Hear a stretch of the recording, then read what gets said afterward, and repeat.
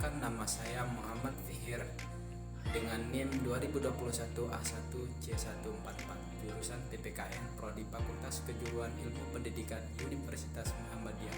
Tujuan saya membuat video ini ialah ingin menjelaskan terkait judul makalah saya tentang utang pajak, timbul dan hapusnya utang pajak di mata kuliah hukum pajak. Oke, baik teman-teman, kita akan masuk ke materi awal tentang pengertian utang pajak. Utang pajak adalah pajak yang masih harus dibayar termasuk administrasi berupa bunga, denda, atau kenaikan yang tercantum dalam surat ketetapan pajak atau surat sejenisnya berdasarkan peraturan perundang-undangan perpajakan. Timbul utang pajak dapat timbul apabila adanya peraturan yang mendasarnya dan telah terpenuhinya, atau terjadi suatu tetbestem sasaran pemajakan yang terdiri dari keadaan-keadaan tertentu dan atau juga peristiwa atau perbuatan tertentu. Lanjut lagi teman-teman, kita membahas terkait sifat utang pajak. Beberapa sifat dari utang pajak sebagai berikut. Yang pertama, dapat dipaksakan. Yang kedua, dapat menunjukkan orang lain untuk ikut membayarnya. Yang ketiga, dapat ditagih seketika. Yang keempat, mempunyai hak mendahului terhadap utang yang lain. Yang kelima, dapat dilakukan pencegahan atau penyanderaan terhadap penanggung pajak. Ada 5 faktor hapusnya hutang pajak. Yang pertama, faktor pelunasan. Yang kedua, faktor kompensasi. Yang ketiga, faktor penghapusan hutang pajak. Yang keempat, faktor kadaluarsa. Yang kelima, faktor pembebasan. Poin yang pertama, pelunasan pembayaran. Pelunasan pajak dapat dilakukan wajib pajak dengan menggunakan surat setoran pajak atau SSP. Dokumen lain yang dipersemakan. Pembayaran atau pelunasan pajak dapat dilakukan di kantor kas negara, kantor pos, dan bank persepsi. Pembayaran pajak hanya dapat dilakukan dengan uang dan bukan dengan bentuk lainnya. Poin yang kedua, kompensasi.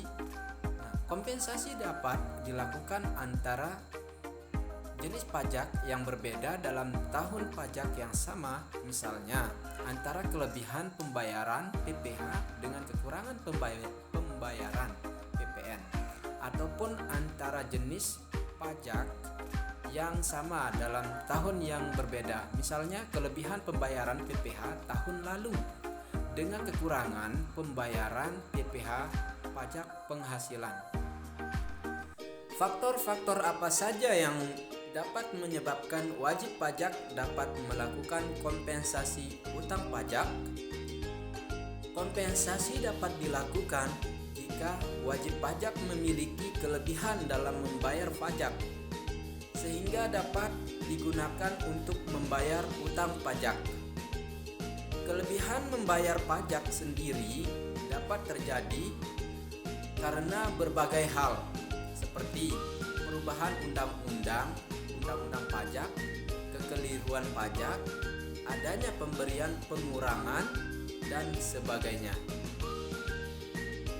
Poin yang ketiga, penghapusan utang pajak dilakukan karena kondisi dari wajib pajak yang bersangkutan, misalnya wajib pajak dinyatakan bangkrut oleh pihak-pihak yang berwenang. Poin yang keempat, kadaluarsa. Kadaluarsa utang pajak terjadi karena terlampaunya waktu penetapan pajak, penertiban surat ketetapan pajak, maupun karena lampaunya waktu proses penagihan pajak. Kadaluarsa dimaksud untuk memberikan kepastian hukum baik bagi wajib pajak maupun fiskus, maka diberikan kebebasan batas waktu tertentu untuk penagihan pajak. Poin yang terakhir yakni pembebasan. Pembebasan pajak biasanya dilakukan berkaitan dengan kebijakan pemerintah, misalnya dalam rangka meningkatkan penanaman modal, maka pemerintah memberikan pembebasan pajak untuk jangka waktu tertentu atau pembebasan pajak di wilayah tertentu. Timbulnya hutang pajak, jelas pasti kita akan bertanya-tanya, apa yang menyebabkan timbulnya hutang pajak? Nah, dilihat dari ajaran formil bahwa hutang pajak timbul sehubungan dengan dikeluarkannya surat ketetapan pajak oleh fiskus itu sendiri. Hal ini terjadi apabila pemungutan pajak dilakukan dengan official assessment system, yaitu sistem pemungutan pajak dilakukan di mana jumlah pajak yang harus dibayar dan dihitung oleh fiskus itu sendiri. Jenis-jenis pajak, pembagian pajak dapat dilakukan berdasarkan menurut sifatnya dan menurut golongannya. Menurut sifatnya seperti pajak subjektif dan pajak objektif. Pajak subjektif yang dimaksud seperti ini. Pajak yang pengenaannya memperhatikan pada keadaan pribadi subjek pajak. Contoh, pajak penghasilan PPh. Yang kedua, pajak objektif yang dimaksud di sini yaitu pajak pengenaannya memperhatikan pada objeknya, baik berupa benda, keadaan, perbuatan, atau peristiwa yang mengakibatkan timbulnya kewajiban membayar pajak tanpa memperhatikan keadaan pribadi subjek pajak maupun tempat tinggal.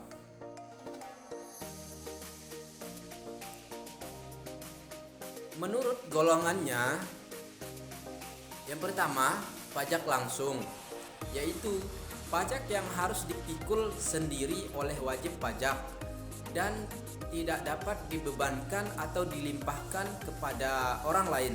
Contoh, pajak penghasilan itu tidak dapat dibebankan kepada orang lain. Yang kedua, pajak tidak langsung, yaitu pajak yang pada akhirnya dapat dibebankan atau dilimpahkan kepada orang lain.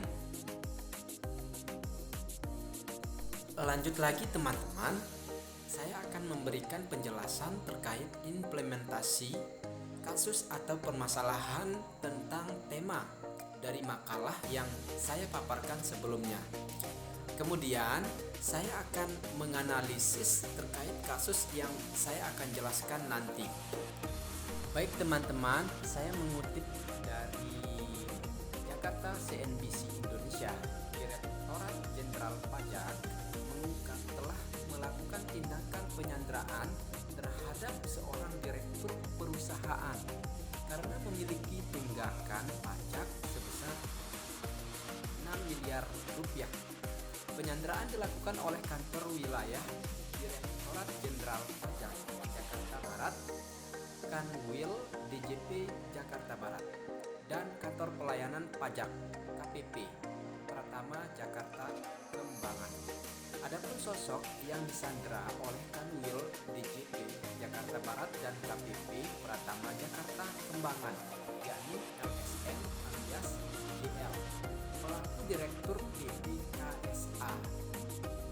Penyanderaan terhadap LSM alias JL selaku Direktur PT KSA dengan tunggakan pajak sebesar 6.038.954.000.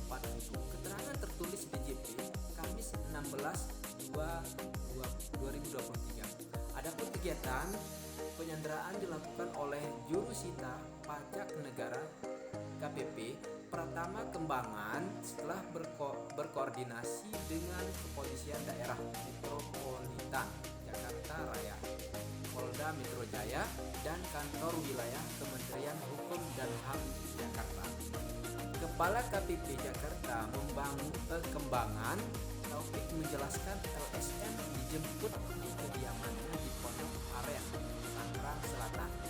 Kronologisnya, kata Taufik, pelaksanaan sandera dimulai dengan pembacaan surat perintah penyanderaan dan selanjutnya dibawa ke lapas kelas 2A Salemba sebagai tempat penitipan penanggung pajak yang disandera. Setelah dilakukan pemeriksaan kesehatan LSM tepat pada pukul 09.00 waktu Indonesia Barat, Sandra diserahkan ke pihak lapas. Tindakan penagihan aktif terhadap LSM yang merupakan mantan pengurus dari PT KSA dilakukan berdasarkan data yang ada bahwa LSM adalah orang yang bertanggung jawab atas hutang pajak yang ada untuk dilakukan penyanderaan. Jelas kata Taufik. Jadi teman-teman, begitulah kasus yang tadi saya paparkan terkait tunggakan pajak. Mengapa saya menjelaskan kasus tentang tunggakan pajak? Karena kasus tersebut sangat bersangkutan dengan judul dari makalah saya yang berjudul Timbulnya Hutang Pajak. Sekian teman-teman, presentasi yang dapat saya paparkan. Kurang dan lebihnya mohon dimaklumi dan terima kasih telah menonton video presentasi yang saya paparkan. Sekian, wassalamualaikum warahmatullahi wabarakatuh.